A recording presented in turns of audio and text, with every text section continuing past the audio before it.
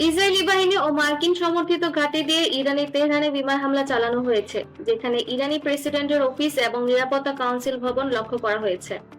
মার্কিন বাহিনী বলছে তারা আইআরজিসির কমান্ড সেন্টার, বিমান প্রতিরক্ষা ডিফেন্স সিস্টেম ও ক্ষেপণাস্ত্র স্থাপনা ধ্বংস করেছে।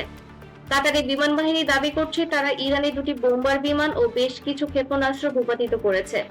ইসরায়েল সম্প্রতি ইরান ও হিজবুল্লাহকে লক্ষ্য করে বড় আক্রমণ চালাচ্ছে, যার ফলে লেবাননের সীমান্তে উত্তেজনা বাড়ছে। বিভিন্ন মানবাধিকার স্বাস্থ্য সংস্থার রিপোর্ট মতে ইরানের নাগরিক সংখ্যা নিহত হয়েছে 700 ছাড়িয়েছে, যাদের মধ্যে অনেকেই বেসামরিক ও স্কুল কলেজের শিশুরা। ইরানি ক্ষেপণাস্ত্র থেকে ইসরায়েলের মধ্যাঞ্চলে আঘাত এসেছে পেতা তিকভা শহর সহ, যদিও তাতে কেউ হতাহত হয়েছে বা নির্দিষ্ট কোনো সংখ্যা নিশ্চিত করা হয়নি এমন খবর এসেছে। সৌদি আরবে মার্কিন সামরিক ঘাঁটিতে বড় ধরনের হামলা। ইসরায়েলের প্রধানমন্ত্রী বলছেন যুদ্ধ কিছু সময় নিতে পারে, তবে বছর বছর স্থায়ী হবে না। তিনি যুদ্ধের দ্রুত পরিসমাপ্তি আশা করছেন।